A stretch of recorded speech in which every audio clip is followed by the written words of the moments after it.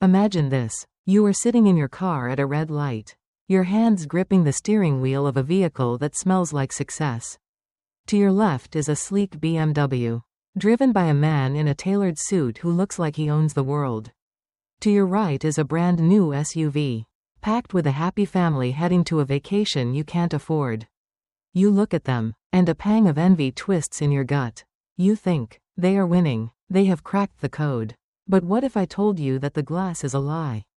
What if I told you that the man in the BMW is 2 paychecks away from bankruptcy? Sweating through his expensive shirt because he can't make the lease payment? What if the family in the SUV is financing their smiles on a credit card at 18% interest? Praying that the transmission doesn't blow because they have exactly $0 in the bank? This is the matrix of the modern world. We are surrounded by the illusion of wealth. But the reality is a rotting core of debt. We have bought into the greatest con in history, that you can borrow your way to prosperity. That credit is a tool. And that debt is a privilege. Dave Ramsey, the drill sergeant of personal finance, shatters this glass with a sledgehammer. He screams a truth that hurts before it heals. Normal is broke. If you look around and see what everyone else is doing, and you do the same, you will end up just like them, stressed, anxious, and enslaved to a master named lender. The total money makeover is not a diet, it is a surgery. And the patient is you. The narrative begins in the quiet desperation of a typical suburban home. It is night. The kids are asleep. A husband and wife sit at the kitchen table. The only light coming from the glow of a laptop screen displaying their online banking. The air is thick with a silence that is louder than screaming. They are the Joneses. From the outside, they look perfect. They have the degree, the job, the house, the cars. But inside, they are bleeding. They are suffering from financial cancer. They make good money, yet at the end of the month, there is nothing left but dust. They fight about money constantly. The romance has been replaced by resentment. They are tired. They are scared. They are trapped in a cage of their own making, built with bars of Visa, MasterCard, and student loans. They are looking for a magic pill, a consolidation loan, a hot stock tip, a raise. But Ramsey enters the room not as a savior, but as a mirror holder. He forces them to look at the reflection. The problem, he declares with brutal love, is not the bank. The problem is not the economy. The problem is the person in the mirror. This is the first psychological hurdle, the denial, asterisk.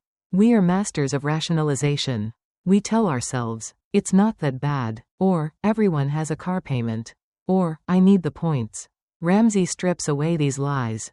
He exposes the math of stupidity. He shows them that they are sending 30% or 40% of their income to banks just to pay for things they bought 5 years ago and have already thrown away. He introduces the concept of asterisk, financial infidelity, asterisk. We cheat on our future selves every time we swipe a card. We steal from our own retirement to buy a latte today. The total money makeover requires a come to Jesus meeting with yourself. It requires you to get mad. Not annoyed, mad. You have to reach a point of sick and tired. You have to look at your debt and say, I have had it. I am not going to live like this anymore. This anger is the fuel. Without it, you will quit when the math gets hard. The narrative then takes us on a tour of the myths that keep us poor. The biggest dragon to slay is the asterisk myth of the credit score. Society worships the FICO score. We are taught that it is the adult report card. If you have a high score, you are a good citizen. Ramsey laughs at this. He calls it the I love debt score. A credit score does not measure wealth, it measures how much you love borrowing money.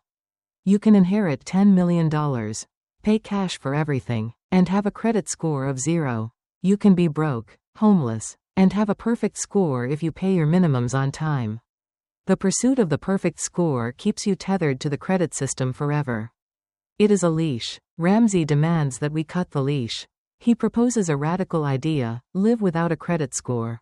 If you have money, you don't need credit. If you pay cash, you don't need a score. Then comes the asterisk myth of the car payment. We believe that a car payment is a mandatory monthly expense. Like electricity or taxes, you will always have a car payment, they say. Ramsey shows the math of the millionaire next door. The average car payment is $500 a month over 84 months. If you took that $500 and invested it in a mutual fund from age 25 to age 65, you would have over $5 million. The car payment is not a convenience, it is a multi-million-dollar mistake. It is the single biggest obstacle to wealth for the middle class. We drive our retirement funds around on four wheels, watching them rust and depreciate, just to impress strangers at stoplights. The analysis of this deprogramming phase reveals the power of social conditioning, We are herd animals. We find safety in numbers. Even if the herd is running off a cliff, we feel safer running with them than standing alone. To do the total money makeover is to step out of the herd. It is to become a financial weirdo. People will mock you. They will say, "You're cutting up your credit cards? What if there's an emergency?" They will say, "You're driving a beater? But you have a good job." Ramsey warns that you must develop thick skin. You are swimming upstream. The current of culture is designed to sweep you into debt. To fight it requires gazelle intensity. The metaphor of the gazelle is the heartbeat of the book. Ramsey describes a nature documentary. The gazelle is grazing peacefully on the savannah. The cheetah is hiding in the tall grass. The cheetah is debt. The cheetah is poverty. The cheetah is Murphy's Law. Suddenly, the wind shifts. The gazelle smells the predator. It doesn't analyze the situation. It doesn't negotiate. It doesn't form a committee. It runs. It explodes into action. It cuts left. It cuts right. It jumps. It sprints with every ounce of energy in its body. Why? Because it knows that if it slows down, it dies. Most people are grazing while the cheetah is chewing on their leg. They are comfortable in their debt. Ramsey screams, "Run. Run for your life. You cannot get out of debt casually. You cannot wander out of debt. You have to run with gazelle intensity." Once the mindset shifts from grazing to running, the tactical plan begins. This is not a complex hedge fund strategy. It is simple, almost insultingly so. It is called the **7 baby steps. Why baby steps? Because we can't run a marathon yet. We are out of shape. We need to learn to walk. We need quick wins. Baby step 1. $1 cash in a beginner emergency fund. The narrative zooms in on the struggling couple. They have no savings. They live on the edge. Every time the car breaks down, it is a crisis. Every time a kid gets sick, it is a disaster. They use credit cards because they have no margin. Ramsey orders them to stop everything, stop investing, stop paying extra on debt, and scrape together $1 as fast as humanly possible. Sell the golf clubs, sell the designer purse, deliver pizzas at night, have a garage sale, do whatever it takes. Why $1? It's not enough to retire on. But it is enough to cover the little Murphys. It is a psychological buffer. It is the first time in their lives they have a wall between them and the world. The narrative depicts the scene. The husband sells his beloved guitar. It hurts, but he holds the cash in his hand, 10 $100 bills. He puts it in an envelope marked emergency only. He hides it in the sock drawer. He feels a strange sensation, relief. For the first time, he is not naked. He has a shield. The analysis here is crucial. Money is largely emotional. That $1 doesn't fix their life, but it fixes their panic.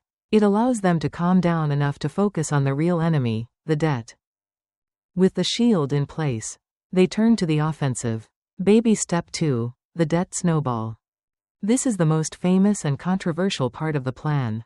The math nerds scream, "Pay the highest interest rate first." Mathematically, they are right, but Ramsey argues, if you were doing math, you wouldn't be in debt.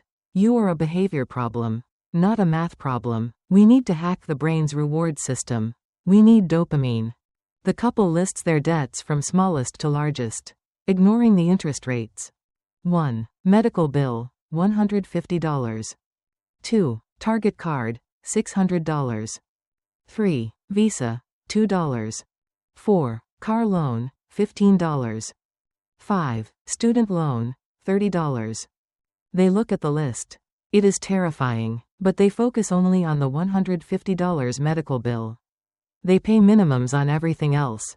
They attack the $150 with gazelle intensity. They skip dinner dates. They drink water instead of soda. They stop their cable subscription. In 2 weeks, the medical bill is gone. Boom. They take a red marker and cross it off the list. It feels good. It feels really good. They have won a battle. They are not losers anymore, they are conquerors. Now, they take the $50 payment from the medical bill and add it to the payment for the Target card. They attack the $600. In a month, it is gone. Boom. Another line crossed out. The snowball is rolling. It is picking up speed. They are getting excited. They start looking for more things to sell. They start working more hours. They want to kill the visa. The narrative describes the grind. The middle of the debt snowball is the hardest part. The initial excitement fades. The car loan is huge. The student loan looks like a mountain. The friends are going to Cancun. The couple is eating rice and beans. Beans and rice. They are tired. This is the moment of truth. This is where the why matters more than the how. They look at their children sleeping. They realize they are doing this to break the curse. They are changing their family tree. They keep going. They pay off the visa. Then the car. They are driving a paid-for car. It drives differently. The seat feels better. Why? Because the bank isn't riding in the passenger seat anymore. Finally, they face the student loan. The boss. The final boss. They throw everything at it. Tax refunds. Bonuses. Birthday money. Then, the day comes. The final check clears. They log into the account. Balance. $0. The couple sits in silence. They hold hands. Tears stream down their faces. They are debt-free, except for the house. They have done the impossible. They have escaped the prison. The analysis of Baby Step 2 emphasizes the asterisk psychology of momentum. By tackling the small debts first, you build financial muscles. You prove to yourself that you are capable of discipline. The debt snowball is not about interest rates, it is about hope. When you see the list getting shorter, hope rises, and hope is the most powerful currency in the world. A person with hope can do anything. A person without hope will quit, even if the math makes sense. Ramsey's genius lies in understanding that to change the wallet, you must first change the spirit. But the journey is not over. Being debt-free is a fragile state if you don't have security. You are walking a tightrope without a net. The $1 emergency fund was just a baby net. Now, it's time to weave the real safety net. Baby Step 3, the fully funded emergency fund. The couple must save 3 to 6 months of expenses. Now that they have no payments, no car note, no student loan, no credit cards, their cash flow is massive. It feels like they got a huge raise. They pour this money into a money market account. $5, $10, $20. When they hit the 6-month mark, something shifts in their souls. Ramsey calls it asterisk, financial peace, asterisk. The narrative illustrates this shift. The husband walks into work. There are rumors of layoffs. The old him would have been panic-stricken. The new him is calm. He has 6 months of freedom sitting in the bank. He is not a slave to his boss. He works hard because he wants to, not because he is terrified. The wife sleeps soundly. She knows that if the roof leaks, if the kids need braces, if the world goes crazy, they are okay. They have built a fortress. This marks the end of the sprint. The gazelle can stop running. The cheetah is dead and buried. The couple is safe. But now, they face a new challenge. What do they do with the rest of their lives? Do they just consume? Do they drift? Or do they build something that lasts? The narrative prepares to shift from defense to offense. From survival to significance. The next steps are about building massive wealth. Not for the sake of luxury, but for the sake of legacy. The couple stands at the base of a new mountain. One that leads to the summit of the 1%. The silence in the house is deafening. The phone isn't ringing with collections calls. The mailbox isn't full of late notices. The checking account isn't hovering near zero. The cheetah of debt is dead and buried in the backyard. And the perimeter is secured by a fully funded emergency fund of 3 to 6 months of expenses. The couple stands in the middle of their living room, breathing air that feels thinner, cleaner, lighter. They have survived. They have won the war for their immediate freedom. But now, they face a new, more subtle enemy, complacency. It is the whisper that says, "You've done enough. You're safe. Go buy a boat. Go to Disney World on a credit card just this once. You deserve it. This is the moment where most people stall.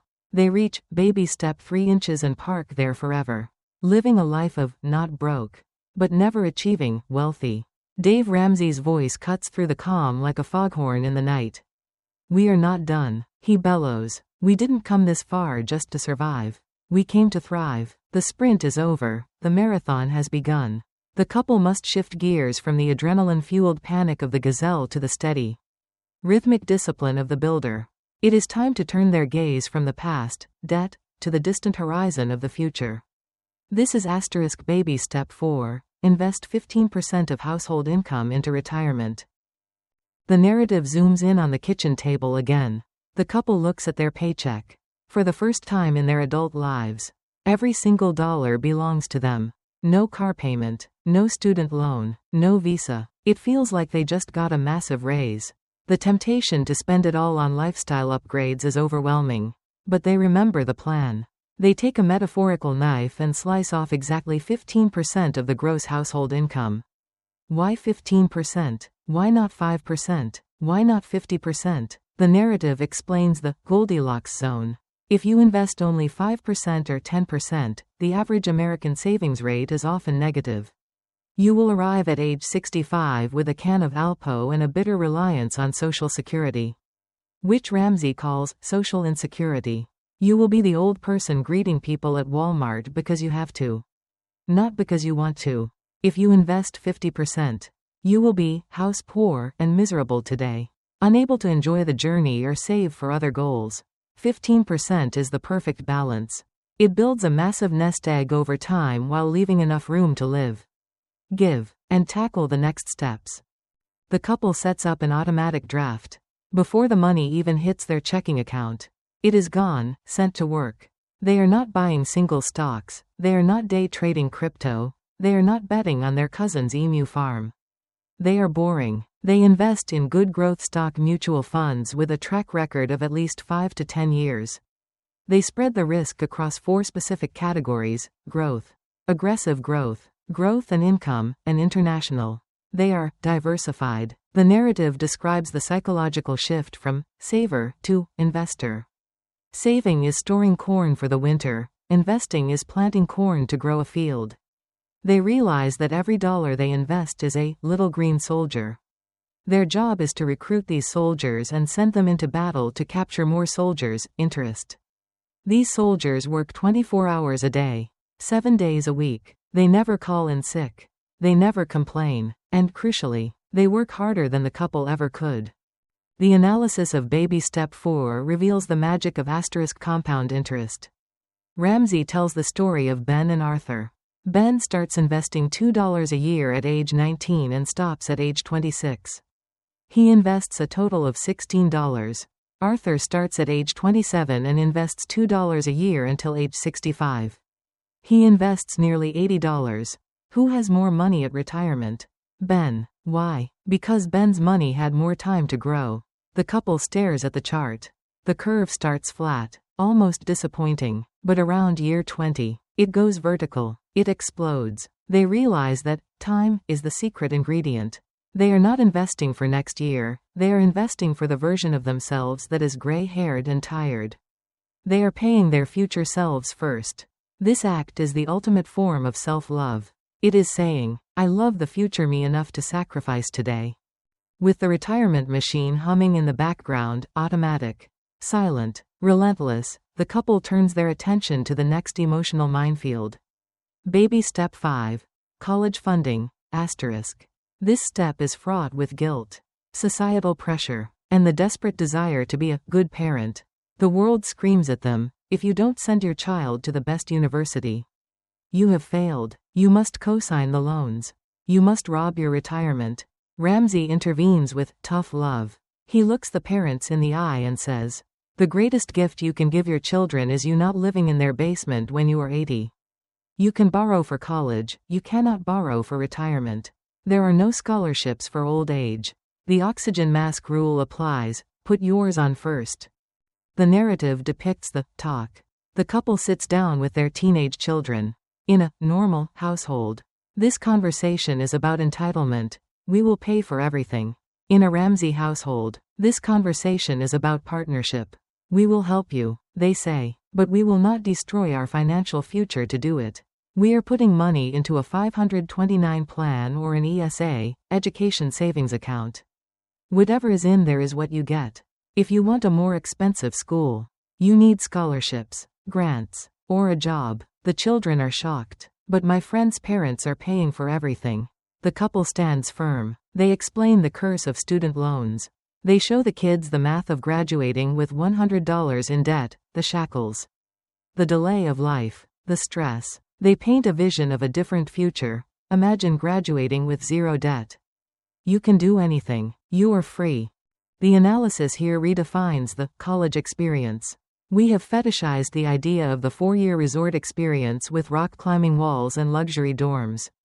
Ramsey argues that the struggle is part of the education. The student who works 20 hours a week, maintains a GPA for scholarships, and chooses a state school over a private one graduates with more grit, more character, and more marketability than the pampered student with a prestigious degree and a mountain of debt. Baby Step 5 is not just about saving money, it is about saving the children from the toxic culture of debt. It is about breaking the cycle. The couple starts contributing to the 529 plan. It grows tax-free. They sleep well knowing they have done their part without sacrificing their dignity. Now, the narrative arrives at the summit of the climb. The air is thin. The crowd has thinned out. Most people stop at baby step 4 or 5. They think, I'm good. I have retirement. I have college savings. I'll keep the mortgage because of the tax deduction. But the Ramsey disciple is not satisfied with good. They want total freedom. This brings us to baby step 6. Pay off the home early. This is the most controversial step. The sophisticated financial advisors, in their shiny suits and high-rise offices, scoff at this. They pull out spreadsheets. They say, don't pay off a 3% mortgage. Inflation is 4%. You are making money by borrowing. Keep the mortgage and invest the extra in the S&P 500. The math looks logical. On paper, leverage makes sense. But Ramsey asks the couple a single, piercing question. If you had a paid-for house, free and clear, would you go to the bank and take out a mortgage on it to invest in the stock market? The couple recoils in horror. Absolutely not. That's risky. Ramsey nods. Then why do you keep the mortgage? It is the exact same risk. The narrative exposes the myth of the tax deduction. People keep a $200 mortgage to save $3 in taxes. They spend $10 in interest to save $3. That isn't math. Ramsey quips. That is a tax on stupidity. The couple realizes that debt is risk. Period. 100% of foreclosures occur on homes with a mortgage. If you have no payment, you have no risk. They decide to attack the house. This is the grind. This is the part of the movie where the montage happens. It takes 5 years, 7 years, maybe 10. It is boring. It is unsexy. They drive their used cars while the neighbors lease new ones.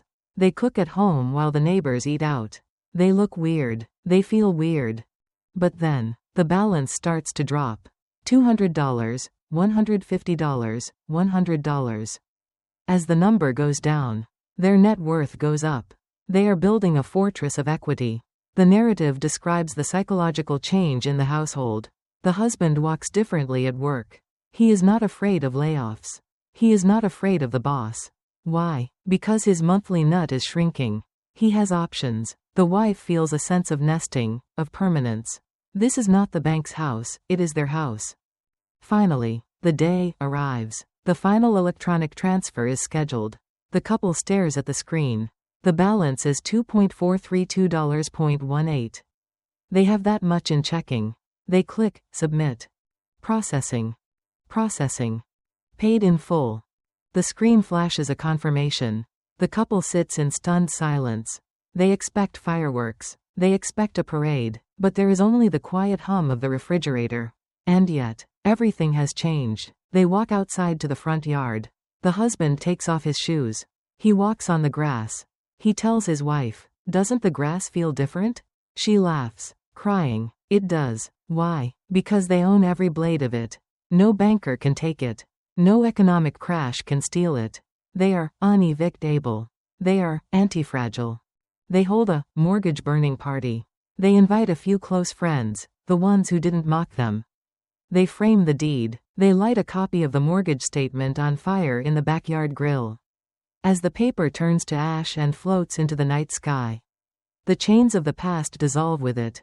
They have done what only a tiny fraction of society ever does.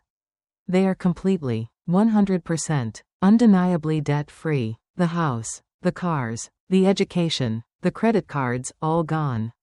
The analysis of baby step 6 reveals the power of status symbols, In the normal world, the status symbol is the BMW, the Rolex, the Gucci bag, all usually bought on credit. In the Ramsey world, the status symbol is the paid-off home mortgage. It is the ultimate flex. It says, I own my life. It says, I am not a slave to anyone. The peace that comes from this step is not financial, it is spiritual. It is the peace of knowing that your shelter, the most basic human need, is secure forever. But the journey is not over.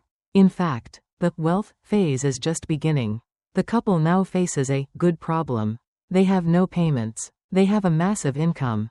They have a pile of cash accumulating every month that used to go to the bank. What do they do now? If they just hoard it, they become dragons sleeping on gold. If they just spend it, they become hedonists. The narrative prepares to shift to the final, transcendent step. Baby step 7, build wealth and give.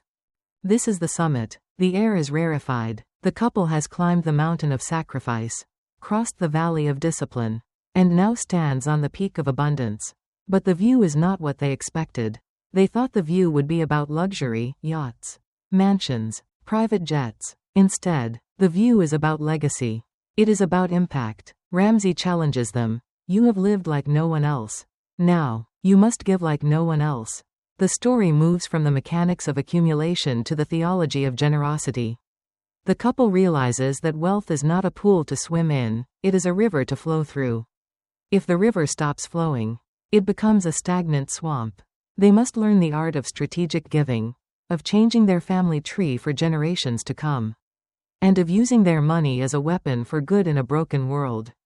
The total money makeover is about to complete its circle, from the selfish desperation of debt to the selfless joy of abundance. The house is quiet, but it is a different kind of quiet now. It is the silence of a fortress. The couple sits on their back porch, looking out at the yard they really own. The grass, the trees, the dirt beneath them. No bank holds a lien on a single blade. They have climbed the mountain. They have slain the dragons of debt. They have built the walls of security. But as they look at their bank account, they see something strange happening. The money is piling up. It is accumulating at a speed that is almost frightening. With no mortgage payment, no car payments, and no student loans, their monthly cash flow is a torrent. This brings them to the final, and perhaps most misunderstood, phase of the Dave Ramsey philosophy, baby step 7, build wealth and give. The world tells us that the purpose of wealth is consumption. We see the billionaires on yachts, the rappers in private jets, the influencers with their closets full of designer bags. We are conditioned to believe that the finish line is a life of unbridled hedonism. But Ramsey's voice intervenes one last time, cutting through the noise with a biblical truth. Money is not good or evil, it is a magnifier. If you are a jerk and you get rich, you become a colossal jerk. If you are a generous, kind person and you get rich, you become a philanthropist who changes the world. The couple realizes that they are now stewards of a massive resource. They have reached the point where their money makes more money than they do. The compound interest curve has gone vertical. They are the millionaire next door. But instead of hoarding it like dragons sleeping on gold, they must learn to do 3 things: have fun, invest, and give. First, have fun, *. This surprises people. They think Ramsey is a monk who hates joy. But he insists, you have lived like no one else, now you get to * live like no one else. The couple goes to the car dealership. They see the luxury car they have always admired. In the past, they would have leased it, sweating over the payments. Today, they write a check. The salesman is stunned. You don't want to finance? We have great rates. The husband smiles. No thanks. I prefer the rate of 0. They drive the car off the lot. It smells like leather and victory. There is no guilt. There is no buyer's remorse. They bought it with a fraction of their surplus. They go on a cruise. They upgrade to the balcony suite. Why? Because they can. Money, stripped of debt and worry, becomes what it was always meant to be, a tool for enjoyment, not a source of stress. Second, invest. Asterisk. The machine must keep running. They continue to max out their retirement accounts. They buy real estate with cash. They buy mutual funds. They are not doing this out of greed, they are doing it out of prudence. They understand that inflation is a thief that never sleeps. By continuing to build wealth, they are ensuring that they will never be a burden to their children or society. They are building a dynasty. But the third pillar is the most transformative. Give. Asterisk. This is the summit of the mountain. The air here is pure. The couple realizes that the most fun they can have with money is not buying a car, it is giving it away. Ramsey tells the story of the couple who goes to a diner. They see a young waitress, clearly exhausted, perhaps a single mom working a double shift. The bill is $20. They leave a $500 tip. They watch from the parking lot as she picks up the slip. She freezes. She looks around. She starts to cry. The couple drives away, their hearts pounding with a joy that no BMW could ever provide. This is outrageous generosity. It breaks the grip of selfishness. It reminds them that they are merely managers of God's money. The narrative shifts to the concept of asterisk, changing the family tree, asterisk. This is the ultimate why of the entire journey. The couple looks at their children. These kids have never seen their parents fight about money. They have never seen a credit card used to buy groceries. They have seen sacrifice. They have seen discipline. They have seen generosity. When the parents pass away, they will leave behind not just a pile of money, but a legacy of wisdom. They will leave behind a trust, but not one that ruins the kids. Ramsey advises, leave them enough to do anything, but not enough to do nothing. The curse of poverty, which may have plagued the family for generations, stops here. The chain is broken. The baton has been passed to a generation that starts the race on the finish line of the previous one. The analysis of Baby Step 7 reveals the asterisk psychology of stewardship, asterisk. When you owe money to no one, you are free to serve everyone. You become a river, not a reservoir. A reservoir holds water until it becomes stagnant. A river flows, bringing life to everything it touches. The couple realizes that their wealth is a responsibility. They fund a wing of a hospital. They build a church in a developing nation. They pay for a stranger's surgery. They are secret Santas all year round. The true total money makeover is the makeover of the heart. The selfish, scared consumer has died, and a generous, brave giver has been born. The narrative zooms out to the macro level. Imagine a nation of people following this plan. Imagine a society where millions of families are debt-free, with fully funded emergency funds and paid-for homes. What happens to the economy? It stabilizes. What happens to the banking system? It serves, rather than enslaves. What happens to charity? It explodes. Ramsey argues that the government cannot fix poverty, only people can. And people can only fix poverty when they have the resources to do so. A broke person can't help a broke person. You have to put on your own oxygen mask first so you can help the rest of the plane. The story concludes with the couple sitting by the fire in their paid-for home, holding hands. They are old now. Their hair is gray. The journey was hard. The rice and beans years were tough. The mockery of their friends was stinging. But looking back, it was all worth it. They are surrounded by children and grandchildren who are thriving. They have given away millions. They have lived a life of total freedom. They look at the mirror one last time. The person staring back is no longer a stranger, no longer an enemy. It is a friend who kept the promises they made to themselves in the dark. Dave Ramsey steps back to the podium. He looks at the reader. This is not a theory. He says, this is a proven path. Millions have walked it. The math works every time. The only variable is you. He challenges the reader to stop making excuses. Stop blaming the economy. Stop waiting for a miracle. The miracle is in the mirror. You have the power to change your life. You have the power to be weird. You have the power to be free. The final image is of the reader standing at the starting line. The gun goes off. Do you walk? Do you graze? Or do you run like a gazelle? The choice is yours. The cheetah is coming, but so is the freedom. Core message, asterisk. The Total Money Makeover, asterisk asterisk is a manifesto for asterisk personal responsibility asterisk and asterisk delayed gratification. Dave Ramsey's core message is that asterisk asterisk, debt is dumb. Cash is king. And the paid-off home mortgage is the status symbol of choice, asterisk. The book argues that personal finance is 80% behavior and only 20% head knowledge. We don't have a math problem, we have a person in the mirror problem. By admitting our weakness, following a proven plan, and sacrificing the present for the future, we can reclaim our dignity and build a legacy of generosity. One-liner, asterisk. Live like no one else. So later you can live and give like no one else.